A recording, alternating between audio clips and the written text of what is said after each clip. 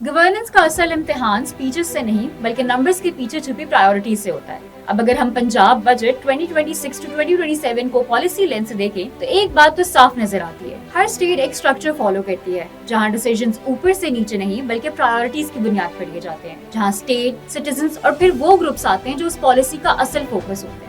मैं बात कर रही हूँ सोशल प्रोटेक्शन और माइनॉरिटी वेलफेयर की। पंजाब सोशो इकोनॉमिक रजिस्ट्री को कंप्लीट करके इस साल 11 करोड़ लोगों का डेटा कलेक्ट किया गया है और इसके लिए 2 बिलियन रुपीस एलोकेट किए गए हैं, जिसका मकसद ट्रांसपेरेंसी और एफिशिएंसी को प्रमोट करना है। और इसी फ्रेमवर्क के अंदर मल्टीपल इंटरवेंशंस काम कर रही हैं। हिम्मत कार्ड जिसके लिए 5 बिलियन, लाइफ स्टॉक कार्ड जिसके लिए 4.4 billion, Maryam Nawaz social security program जिसके लिए लास्ट ईयर 24.8 बिलियन एलोकेट किया गया था और इस साल 40 बिलियन एलोकेट किया गया है। धीरानी प्रोग्राम जिसके लिए 1.70 billion, special person assistance artificial limbs के लिए 3.70 बिलियन और ओल्ड एज होम्स के लिए 2.6 बिलियन एलोकेट किया गया है। जब हम माइनॉरिटी कार्ड्स की बात करते हैं तो फोकस शिफ्ट हो जाता है protection and inclusion of identity पर। इसी साल 2.11 बिलियन रुपीस चर्च, गुरुद्वारास और रिहेबिलिटेशन साइट्स पर यूज किए गए हैं और सीएम माइनॉरिटी डेवलपमेंट प्रोग्राम के लिए 4 बिलियन रुपीस एलोकेट किए गए हैं। सीएम माइनॉरिटी कार्ड के जरिए 3 बिलियन रुपीस एलोकेट किए गए हैं फॉर डायरेक्ट फाइनेंशियल असिस्टेंस